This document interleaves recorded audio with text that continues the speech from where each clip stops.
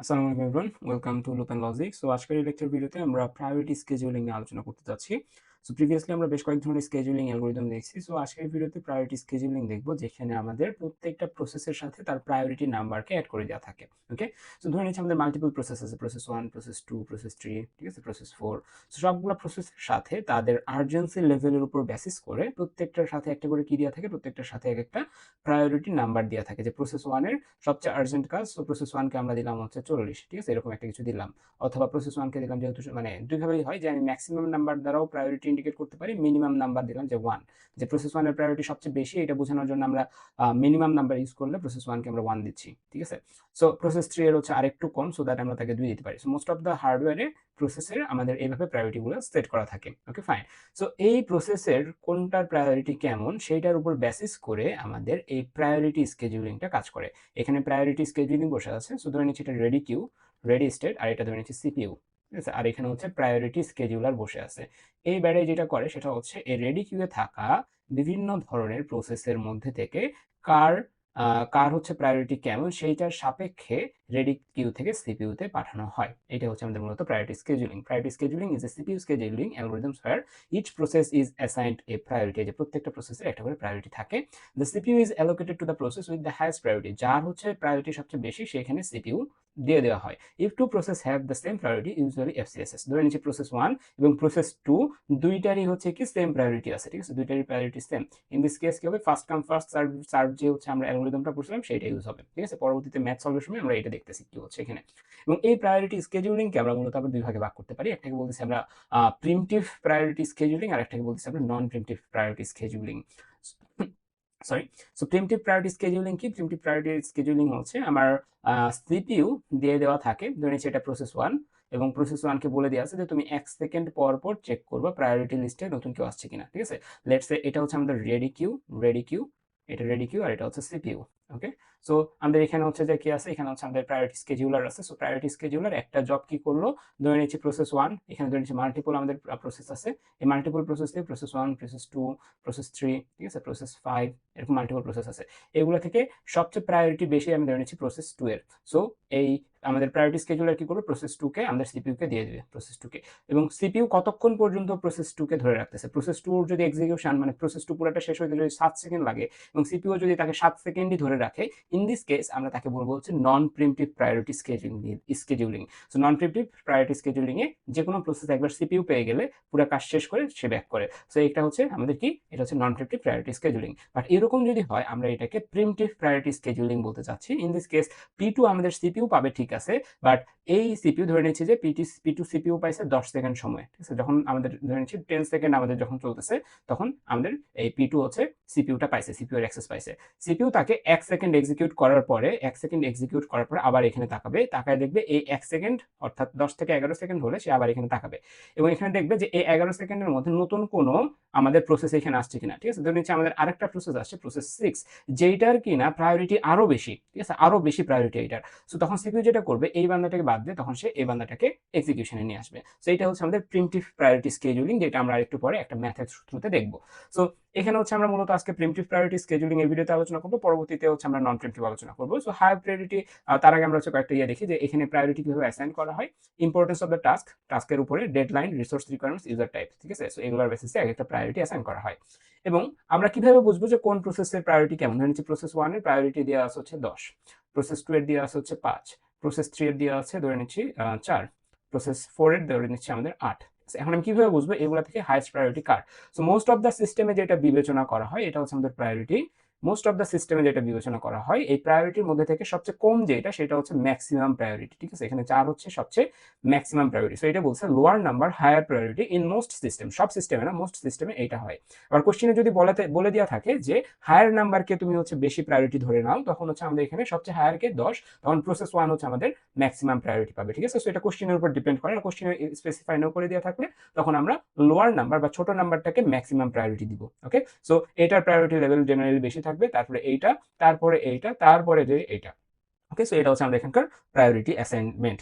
So advantages কি? এটা advantage হচ্ছে আমাদের টাস্ক এক্সিকিউট ফাস্ট হয়, যে আমাদের প্রায়োরিটি লেভেল অনুযায়ী এখানে টাস্ক এক্সিকিউশন হচ্ছে useful for real time systems, যে আমাদের যে RTOS আছে, রিয়েল টাইম অপারেটিং সিস্টেমস যেগুলো আছে, সেখানে কি লাগে, প্রায়োরিটির বেসিসে কাজগুলো করতে হয়। ঠিক আছে, যে আপনার ধরে নেন আপনাকে আমি বলছি যে আমার জন্য 1 কাপ চা নিয়ে আসেন। ঠিক আছে, আমার ভাইকে ধরে নেন বা আমার বোনকে আমি বলছি আমার জন্য 1 কাপ চা নিয়ে আসো। সো সে হচ্ছে যে চা নিতে গেছে। ঠিক আছে, এবং চা নিতে গেছে, তাকে হচ্ছে একটা জব দিয়ে আছে, সে জব কি, চা নিয়ে আসা। সো এর মধ্যে ধরে নিচ্ছি যে আমার হচ্ছে যে কি হয়েছে, আমার হচ্ছে পা কেটে গেছে। ঠিক আছে, পা কেটে গেছে। এখন আমার বোন যদি বলে যে আমার চা নিয়ে আসতে বলা হয়েছে, আমি আগে চা নিয়ে আসবো, তারপরে তোমার পায়ের ট্রিটমেন্টের জন্য যা লাগে নিয়ে আসবো। ঠিক আছে, অর্থাৎ আমাদের আগের মতো যদি কাজ করে, তখন হচ্ছে কিন্তু আমার এটাকে আমি এফিশিয়েন্ট ধরবো না। সো তখন কি হবে, যে আমার বোন চা বানাইতে গেছে, চা বানাইতে যাওয়ার যে কোনো সময় আমার পা কেটে গেছে, আমি একটা অ্যালার্ম দিছি বা একটা চিল্লানি দিছি, সাথে সাথে সে ঘটনাটা শুনছে, ঘটনাটা শোনার সাথে সাথে তার যে মস্তিষ্ক থেকে ধরে নিচ্ছি 2টা প্রসেস, একটা হচ্ছে চা বানানোর প্রসেস আর একটা হচ্ছে পা কেটে যাওয়ার প্রসেস।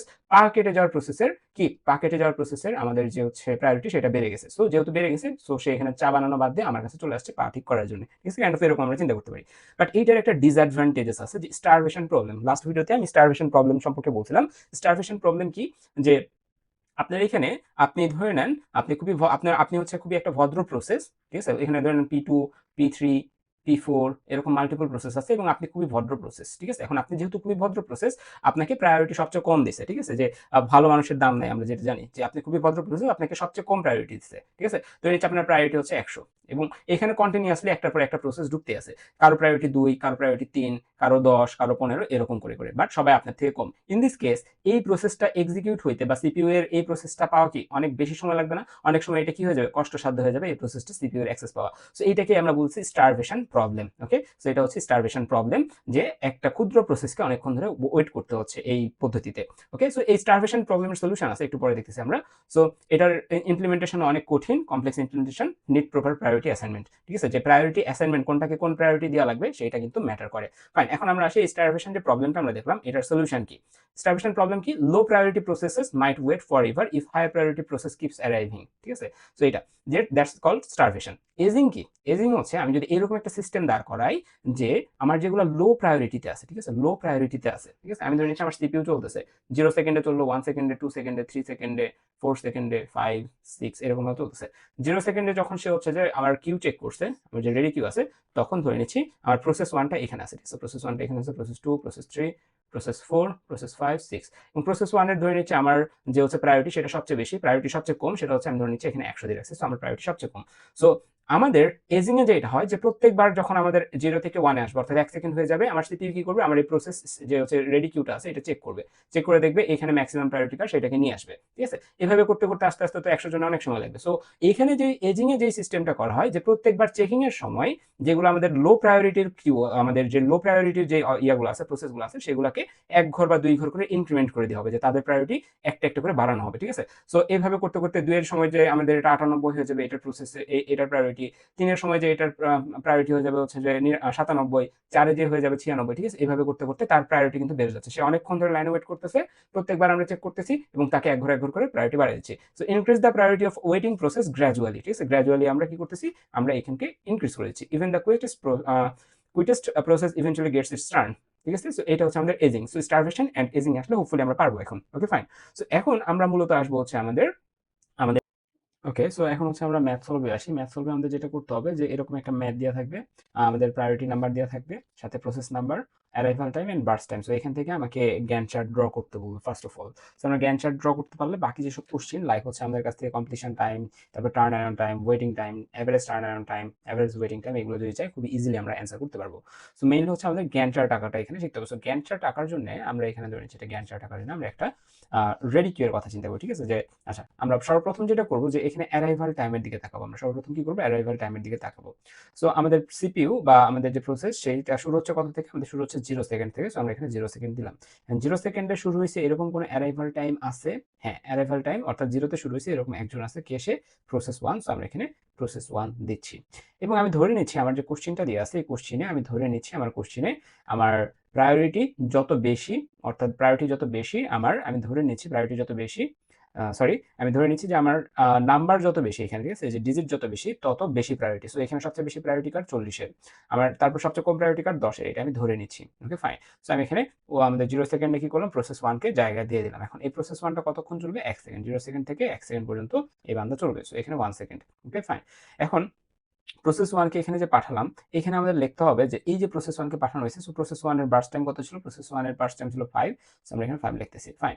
এখন এই 1 সেকেন্ড পরে আমরা যখন এখানে আসবো তখন প্রসেস 1 এর বার্স্ট টাইম কত হবে, 4। ফাইন। মানে 1 সেকেন্ড আমাদের কাজ হয়ে গেছে। ফাইন। এখন হচ্ছে আমরা যেটা করব সেটা হচ্ছে আমরা এখন প্রসেস 2 এর কাছে যাব। মানে সরি, প্রসেস 2 না, এখন আমরা আবার অ্যারাইভাল টাইমের দিকে তাকাবো যে 1 সেকেন্ড, 0 থেকে 1 সেকেন্ডের মধ্যে কেউ অ্যারাইভ করছে কিনা দেখতেছি। 0 থেকে 1 সেকেন্ডের মধ্যে অর্থাৎ 1 এ একজন অ্যারাইভ করছে। কে সে? সে হচ্ছে প্রসেস 2। ঠিক আছে, প্রসেস 2। আমরা জাস্ট প্রসেস 2 কে এখানে লিখবো। তার বার্স্ট টাইম কত? তার বার্স্ট টাইম হচ্ছে 4। তার বার্স্ট টাইম 4। এখন আমরা কি করব? এখন আমরা P1 কে দিব নাকি P2 কে অ্যাক্সেস দিব? আমরা অবশ্যই এই ক্ষেত্রে আমরা P1 কে অ্যাক্সেস দিব। সরি, আমরা অবশ্যই এখানে P1 এবং P2 এর মধ্যে একটা কম্পারিজন করব যে যার প্রায়োরিটি বেশি তাকে আমরা অ্যাক্সেস দিব। ঠিক আছে? সো P1 হচ্ছে এটা, P1 এর হচ্ছে 10 আর P2 এর হচ্ছে 20। সো এখানে বেশি হচ্ছে বেশি, এবং আমরা বলছিলাম যার প্রায়োরিটি যত বেশি, যার নাম্বার যত বেশি তার প্রায়োরিটি তত বেশি। সো 10 এবং 20 এর মধ্যে 20 যেহেতু বড়, সো আমরা এখানে জায়গা দিব কাকে? এখানে জায়গা দিব হচ্ছে আমরা P2 কে। ঠিক আছে? So P1 P2। সো এটাও কতক্ষণ চলবে? এটাও চলবে হচ্ছে 1 সেকেন্ড যাবত। সো এখানে 1 সেকেন্ড পরে আমরা আসছি। সরি, এখানে হচ্ছে আমাদের তখন 2 সেকেন্ড হবে। 1 second plus 1 second 2 second. So 2 সেকেন্ডে আসার পরে P1 এর আমাদের হচ্ছে বার্স্ট টাইম 4 ই থাকবে। P2 এর বার্স্ট টাইম 3 হয়ে যাবে। P2 এর বার্স্ট টাইম 3। এখন আমাকে দেখতে হবে যে এই যে অ্যারাইভাল টাইম টেবিল, এখান থেকে আমাদের 2 সেকেন্ডে কেউ অ্যারাইভ হয়েছে কিনা। দেখতেছি অ্যারাইভাল টাইম 2 এ একজন অ্যারাইভ হয়েছে, সেটা হচ্ছে P3। তো আমরা জাস্ট কি করব, P3 কে এখানে লিখব। তার বার্স্ট টাইম কত? 2 লিখে নিলাম। এবং এই P3 এর আমাদের হচ্ছে কি দেখতেছি, এই P3 এর প্রায়োরিটি কত সেটা দেখতেছি। P3 এর প্রায়োরিটি হচ্ছে 30। এখন আমরা এখানে 2 সেকেন্ডে কতগুলা আমাদের হচ্ছে আসছে, এখানে প্রসেস আছে 3টা, P1 P2 এন্ড P3। এখন আমাকে দেখতে হবে এই 3টার মধ্যে সবচেয়ে বেশি প্রায়োরিটি কার। এই 3টার মধ্যে সবচেয়ে বেশি প্রায়োরিটি কার? সবচেয়ে বেশি প্রায়োরিটি হচ্ছে 30 এর। সো আমরা এখানে কাকে জায়গা দেব? যার সবচেয়ে বেশি প্রায়োরিটি। সো P3 কে আমরা এখানে এখন অ্যাক্সেস করতে দেব। সো P3 এখানে অ্যাক্সেস হচ্ছে, কতক্ষণ চলবে? 1 সেকেন্ড। 2 সেকেন্ড থেকে 3 সেকেন্ড পর্যন্ত এটা চলবে। এখন এই স্টেটে, এই নির্দিষ্ট স্টেটে আমরা যেহেতু নিচে জায়গা আমরা এখানে লিখতেছি, এখানে P1 ইকুয়াল P1 এর বার্স্ট টাইম 4 ই থাকবে, P2 এর বার্স্ট টাইম 3 থাকবে, P3 এর বার্স্ট টাইম যেহেতু 1 সেকেন্ড চলছে, সো এখানে সে 1 হয়ে যাবে। ফাইন। এখন আমরা এই সেকেন্ডে আসার পরে এখন আমরা দেখতেছি যে এই P3 এর মান যখন, সরি, আমরা দেখতেছি এই 3 সেকেন্ড সময় আমাদের কোনো অ্যারাইভাল আছে কিনা। ঠিক আছে? 3 সেকেন্ড সময় কোনো অ্যারাইভাল আছে কিনা। আমরা দেখতেছি যে না, 3 সেকেন্ডে কোনো অ্যারাইভাল হয়নি। যারা হয়েছিল সবাই আমাদের এখানে অলরেডি আছে। ওকে? সো আমাদের এখানে এটা কিছু করতে হচ্ছে না। ফাইন। সো এখন আমাকে দেখতে হবে যে যেহেতু কোনো অ্যারাইভাল নাই, তাহলে এদের মধ্যে সবচেয়ে বেশি প্রায়োরিটি কার? এদের মধ্যে সবচেয়ে বেশি প্রায়োরিটি কার? P3 এর। সো আমাদের এখানে আবার P3 কে আমি জায়গা দিয়ে দিচ্ছি। কতক্ষণ? 1 সেকেন্ডের জন্য। সো 1 সেকেন্ডের জন্য আমি জায়গা দিলে 3 থেকে 4 সেকেন্ড হয়ে যাবে। এবং এই স্টেটে আমাদের এগুলোকে যদি আমি আবার লিখি, P1 ইকুয়াল 4 হবে, P2 ইকুয়াল 3 হবে, এবং আমাদের যে P3 আছে, P3 ইকুয়াল তখন কত? 1 থেকে 1 চলে গেলে 0। সো এটা আর না লিখলেও হবে। সো এখন আমাকে দেখতে হবে যে 4 সেকেন্ড সময় আমাদের কোনো অ্যারাইভাল টাইম আছে কিনা। আমরা দেখতেছি 4 সেকেন্ড সময় আমাদের একটা অ্যারাইভাল টাইম আছে, সেটা কত? 4। ঠিক আছে? সো আমরা এখানে P4 কে আমরা এখানে নিয়ে নিচ্ছি। P4 আমাদের হচ্ছে বার্স্ট টাইম কত? 1, এবং তার প্রায়োরিটি কত? তার প্রায়োরিটি 40। তো আমাদের এই 4 সেকেন্ড সময় আসার পর আমরা দেখতেছি আমাদের এখানে 3টা কি আছে? 3টা প্রসেস আছে। 3টা প্রসেসের মধ্যে কে সবার আগে অ্যাক্সেস পাবে? অবশ্যই যার প্রায়োরিটি বেশি সে। সেখানে সবচেয়ে বেশি প্রায়োরিটি কার? সবচেয়ে বেশি প্রায়োরিটি হচ্ছে P4 এর। সো আমরা P4 কে এখানে অ্যাক্সেস দিব। ঠিক আছে? তো যখন আমরা দেখতেছি আমাদের এই টেবিল থেকে সকল এলিমেন্ট, এই টেবিলের সকল প্রসেস আমাদের কাছে চলে আসছে, P4 পর্যন্ত চলে আসছে। ঠিক আছে? তখন আমরা যেটা করব, জাস্ট আমরা এদের মধ্যে থেকে ধরে নিচ্ছি P4 এর 1 সেকেন্ড লাগবে। সো আমরা এখানে জাস্ট কি করব, 4 থেকে 1 সেকেন্ড অর্থাৎ 5 সেকেন্ড করে দিব। এরকম যদি না হয়, আমাদের দেখা যাচ্ছে P4 এর 10 সেকেন্ড লাগবে বার্স্ট টাইম। ঠিক আছে? সো ইন দিস কেস আমরা কি করব, 4 থেকে 10 যোগ করে 14 সেকেন্ড করে দিব। কারণ আমি যদি এইখানে P4 এর ধরে নিচ্ছি আমাদের বার্স্ট টাইম 10 সেকেন্ড। আচ্ছা 10 সেকেন্ড না, আমি ধরে নিচ্ছি 2 সেকেন্ড দিয়ে আছে। ঠিক আছে? 2 সেকেন্ড দিয়ে আছে। 2 সেকেন্ড যদি হয়, আমি যদি এখানে এইখান থেকে আমি জানি যে এই স্টেটে আসার পরে, এই যে এই স্টেটে 4 সেকেন্ডের স্টেটে যখন আসছি, তখন আমাদের প্রসেস আমাদের এখানে চলে আসছে। সো এই সকল প্রসেসের মধ্যে দেখতেছি সবচেয়ে বেশি ম্যাক্সিমাম প্রায়োরিটি হচ্ছে P4 এর। সো P4 কে আমি পাঠাবো। সো আমি যদি 1 সেকেন্ড দিই, 1 সেকেন্ড পরের অবস্থা আমাদের সেমই থাকবে। P1 equal 4, P2 equal 3, P4 equal 2 সেকেন্ডের জায়গায় 1 সেকেন্ড চলে গেলে 1 সেকেন্ড। সো এখানে আবার যদি আমি এখানে কম্পারিজন করি, দেখবো যে P4 এর প্রায়োরিটি তখনও বেশি। ঠিক আছে? সো এইজন্য আমরা যেটা করতে পারি, একবারে ইজি মেথড, সেটা হচ্ছে এইভাবেও করতে পারেন। সো এক্ষেত্রে অনেক বড় হয়, দরকার নাই। সো আপনি P4 কে জাস্ট 4 এর জায়গায় 6 করে দিবেন। ঠিক আছে? 4 সেকেন্ড থেকে 6 সেকেন্ড। আগে হচ্ছে 1 সেকেন্ড করে বাড়াচ্ছেন, এখন সবগুলো চলে আসলে যার প্রায়োরিটি সবচেয়ে বেশি তার যতটুকু টাইম লাগে ততটুকুই দিয়ে দিবেন। So 6 second. 6 সেকেন্ড এই এক্সাক্ট পয়েন্টে আসার পরে আপনার P1 এর মান হবে হচ্ছে 4, P2 এর মান হবে 3। প্রায়োরিটি কার বেশি, P2 এর বেশি, সো P2 কে জায়গা দেন, P2 পাইলেন এখানে জায়গা। এরপরে কার বেশি, এরপরে P2 হচ্ছে 6 সেকেন্ড থেকে 3 সেকেন্ড চলবে, অর্থাৎ 9 সেকেন্ড পর্যন্ত চলবে। এরপর হচ্ছে 9 সেকেন্ড থেকে 4 সেকেন্ড হচ্ছে আমাদের চলবে হচ্ছে প্রসেস 1, ঠিক আছে? সো 13 পর্যন্ত প্রসেস 1। সো এই হচ্ছে আমাদের মূলত এখানকার কাহিনী যে আমাদের প্রসেসটা কিভাবে কাজ করে। ওকে, সো এটা গেল আমাদের নর্মাল সিনারিও। বাট একটা স্পেশাল সিনারিও আমাদের আসতে পারে। স্পেশাল সিনারিওটা কেমন, যে আমি ধরে নিচ্ছি যে আমরা, আচ্ছা একটু কেটে দিই। ওকে, আমরা কিছু জিনিস কেটে দিচ্ছি।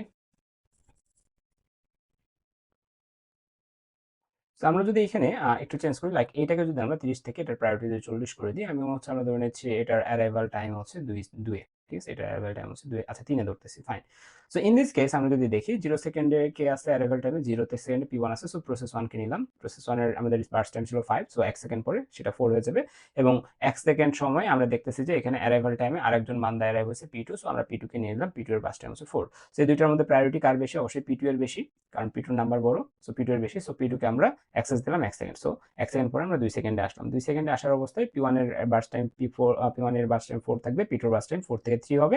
এন্ড আমরা যখন হচ্ছে 2 সেকেন্ডে আসলাম, 2 সেকেন্ডে আসার পরে দেখলাম যে এখানে P3 আমাদের আছে, ঠিক আছে? 2 সেকেন্ডে P3 অ্যারাইভ হচ্ছে, সো P3 আমরা লিখলাম এবং P3 এর বার্স্ট টাইম লিখলাম 2।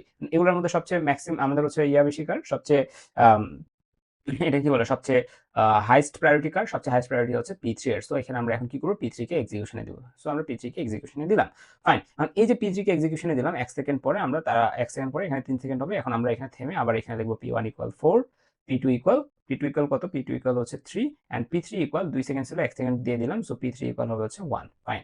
সো এই স্টেটে অর্থাৎ 3 সেকেন্ড পরে এখন হচ্ছে আমরা যেটা দেখতেছি সেটা হচ্ছে এইরকম, ঠিক আছে? এখন এদের মধ্যে থেকে এখন 3 সেকেন্ডে আমরা দেখি যে অ্যারাইভাল টাইমে কেউ আছে কিনা। অ্যারাইভাল টাইমে 3 সেকেন্ডে আছে হচ্ছে P4, সো আমরা এখানে P4 লিখতেছি। P4 ইকুয়াল তার বার্স্ট টাইম কত? তার বার্স্ট টাইম 2 সেকেন্ড। সো এখন আমরা দেখব যে এদের মধ্যে ম্যাক্সিমাম কার, ঠিক আছে? এখন এই যে ম্যাক্সিমাম যখন আমি দেখতে যাব, ম্যাক্সিমাম দেখার সময় আমাদের মাল্টিপল, আমরা দেখতেছি যে এখানে আমাদের মাল্টিপল সেম কি আছে, সেম প্রায়োরিটির এলিমেন্ট আছে। সো P3 এবং P4 এর প্রায়োরিটি সেম। সো আমরা জানি যে প্রায়োরিটি যার বেশি তাকে হচ্ছে এক্সিকিউশনে দেব। সো আমরা এখানে দেখতেছি দুইটা প্রসেসের priority same. In this case তাহলে আমি কাকে দেব? P3 কে দেব নাকি P4 এ দেব? ঠিক আছে? সো প্রথমে আমরা কি চেক করতেছিলাম? প্রায়োরিটি চেক করতেছি। প্রায়োরিটি চেক করার পরে যখন দেখলাম দুইটাই সেম, তখন হচ্ছে আমরা যেটা করব সেটা হচ্ছে প্রায়োরিটি যেহেতু দুইটাই সেম, ইন দিস কেস আমরা তখন অ্যারাইভাল টাইম দেখব, ঠিক আছে? প্রায়োরিটি সেম হলে তখন আমরা কি দেখব? অ্যারাইভাল টাইম দেখব। সো এখানে যদি আমরা অ্যারাইভাল টাইম দেখি, অ্যারাইভাল টাইম কার বেশি? P3 এর বেশি নাকি P4 এর বেশি? ঠিক আছে? সরি, অ্যারাইভাল টাইম কার কম, কার আগে অ্যারাইভ হইছে, ঠিক আছে? অ্যারাইভ কে আগে হইছে, ঠিক আছে? P3 এবং P4 এর মধ্যে কে আগে অ্যারাইভ হইছে? অবশ্যই P3 আগে অ্যারাইভ হইছে 2 সেকেন্ডে। সো আমরা এখানে এক্সিকিউশনে দিব হচ্ছে P3 কে। ওকে, সো P3 এখানে এক্সিকিউশনে যাবে। ওকে, ফাইন। এবং এই এক্সিকিউশনটা কতক্ষণ চলবে দেখেন তো, আমাদের এই যে কিউটা আছে বা রেডি কিউ, এই রেডি কিউয়ের সকল এলিমেন্ট এখানে চলে আসে না? হ্যাঁ। তাহলে সকল এলিমেন্ট যখন আমাদের রেডি কিউয়ে চলে আসবে, তখন আমাদের এরকম প্রসেসটা P3 এর যতক্ষণ সময় লাগে ততক্ষণ তাকে দেওয়া যাবে। তার যদি 10 থাকতো তাহলে আমরা 3 থেকে 13 পর্যন্ত তাকে দিতাম। যদি 8 থাকতো তাহলে 3 থেকে 11 পর্যন্ত তাকে দিতাম। যেহেতু 1 আছে তার মানে 3 সেকেন্ড থেকে 4 সেকেন্ড পর্যন্ত সে এখানে থাকবে। এটা গেল। সো আমরা যেটা করলাম সেটা হচ্ছে যে দুইটা প্রসেসের যখন প্রায়োরিটি সেম থাকতেছে, তখন আমরা জাস্ট কি করতেছি? তাদের অ্যারাইভাল টাইম দেখতেছি। ঠিক আছে? অ্যারাইভাল টাইমের মধ্যে যার অ্যারাইভাল টাইম কম বা যে আগে অ্যারাইভ হইছে তাকে আমরা দিচ্ছি, যার যে পরে অ্যারাইভ হইছে তাকে আমরা রেখে দিচ্ছি। এখন যদি এরকম হইতো যে দুইজনের অ্যারাইভাল টাইমও সেম, ঠিক আছে? যে এও 2 সেকেন্ডে অ্যারাইভ হইছে, এও 2 সেকেন্ডে অ্যারাইভ হইছে, তখন আমরা কি দেখতাম? তখন আমরা অর্ডার দেখতাম। অর্ডার অনুযায়ী যে আগে তাকে হচ্ছে আমরা আগে দিয়ে দিতাম। ঠিক আছে? সো এটা হচ্ছে আমাদের নরমাল সিনারিও। ফাইন। সো আমরা এতটুকু পর্যন্ত আসছি। এরপর হচ্ছে বাকিগুলো আপনি জাস্ট আগের যে নিয়ম ছিল সেই নিয়মে করে ফেলবেন। ঠিক আছে? যে 4 সেকেন্ড পরে যদি আপনি এইখানে হচ্ছে এই পিকচারটা আঁকান, তাহলে P1 ইকুয়াল 4 আসবে, P2 ইকুয়াল আসবে হচ্ছে 3, তারপরে P3 ইকুয়াল আসবে হচ্ছে 1। ওকে, আর P3 ইকুয়াল 1 না, P3 1 এই জায়গায় 1 সেকেন্ড হয়ে গেছে। সো P3 0, অর্থাৎ এটা না লিখলেও চলবে। P4 equal 2 second. এখন এদের মধ্যে সবচেয়ে ম্যাক্সিমাম প্রায়োরিটি কার? P4 এর। সো P4 হচ্ছে আমাদের এখন এক্সিকিউশনে জায়গা পাবে। ওকে, কতক্ষণ? 4 সেকেন্ডে আসি, আমার P4 এক্সিকিউট হতে 2 সেকেন্ড লাগবে। সো 6 সেকেন্ড পর্যন্ত আমরা P4 কে দিয়ে দিব। আফটার দ্যাট এখানে এসে আমরা P1 ইকুয়াল 4 লিখবো, P2 ইকুয়াল 3 লিখবো। এদের মধ্যে ম্যাক্সিমাম প্রায়োরিটি কার? P2। সো আমরা 6 থেকে 9 সেকেন্ড পর্যন্ত আমরা কাকে দিব? P2 কে দিব। তারপরে 9 থেকে 13 সেকেন্ড, 9 থেকে 13 সেকেন্ড পর্যন্ত আমরা কাকে দিব? P1 কে দিব। সো এটা হচ্ছে 13 আর এটা হচ্ছে 9। সো এই হচ্ছে আমাদের গ্যান্ট চার্ট। এখন চাইলেই আমরা এই গ্যান্ট চার্ট থেকে আমরা নিচের যে ইয়াটা আছে, আমাদের এই যে টেবিলটা আছে, এই টেবিলটাকে আমরা ফিল আপ করতে পারি। ঠিক আছে? সো কিভাবে চলেন একটু দেখি। সো আমাদের এখানে কি লাগবে? আমাদের যদিও এটা হচ্ছে মডিফাইডটা, এর আগেরটা আমাদের এখানে নাই। সো এখান থেকে আমরা কি করব? Completion time. আমি ধরে নিচ্ছি এটা হচ্ছে আমাদের আগেরটা। ঠিক আছে? যে এখানে হচ্ছে আমরা এটাকে 40 করে নিচ্ছি। লেটস আমরা এটাকে 40 করে নিই। আমরা এটাকে 40 করে নিচ্ছি। অ্যান্ড এটা হচ্ছে সম্ভবত আমাদের 3 ছিল। হোয়াটএভার, আমার মনে নেই এক্স্যাক্টলি। আর এটা 2 ছিল। ঠিক আছে? এখানকার মতো আমরা করে নিলাম। ফাইন। এখন এটা হুবহু মিলবে না, কারণ আগেরটা তো আমরা করি না, এটা এক্সেপশন আমরা প্রসেস করছি। সো কমপ্লিশন টাইম মানে কি? প্রসেস 1 এর কমপ্লিশন টাইম কি হবে? প্রসেস 1 শেষ হইছে কখন? প্রসেস 1 এখানে শুরু হইলো, শেষ হইছে হচ্ছে এখানে যেয়ে। অর্থাৎ প্রসেস 1 এর লাস্ট টাইম কত? 13 সেকেন্ড। সো প্রসেস 1 এর কমপ্লিশন টাইম হচ্ছে 13। সো এরকমভাবে সবগুলা বের করে নিবেন যে আপনাকে যদি বলে প্রসেস 4 এর কমপ্লিশন টাইম কত? প্রসেস 4 শুরু হইছে কোথায়? প্রসেস 4 শুরু হইছে এইখানে, শেষ হইছে হচ্ছে যে এইখানে। সো প্রসেস 4 এর কমপ্লিশন টাইম হচ্ছে 6 সেকেন্ড। পরবর্তীতে আর কোথাও প্রসেস 4 দেখা গেছে না। তার মানে এটা হচ্ছে 6 সেকেন্ড। সো প্রসেস 4 এর কত? 6 সেকেন্ড। ওকে? এখন যদি আপনাকে বলে TAT বা টার্ন অ্যারাউন্ড টাইম কত? টার্ন অ্যারাউন্ড টাইম সমান আপনি কি জানেন? CT - AT অর্থাৎ আমাদের যে কমপ্লিশন টাইম আছে এটা থেকে যদি অ্যারাইভাল টাইম বাদ দিই তাহলে হচ্ছে আমাদের টার্ন অ্যারাউন্ড টাইম। সো 13 - 0 এখানে কত আসবে? 13। ঠিক আছে? এবং ওয়েটিং টাইম কি? ওয়েটিং টাইম হচ্ছে turn around time minus BT। Burst time. Turn around time থেকে বার্স্ট টাইম বাদ দিলে আমাদের যেটা আসে সেটা হচ্ছে ওয়েটিং টাইম। সো এইভাবে আমরা এই ক্যালকুলেশনটা করতে পারবো। আশা করি বুঝতে পারছি। তো দেখা হচ্ছে পরবর্তী ভিডিওতে। আল্লাহ হাফেজ।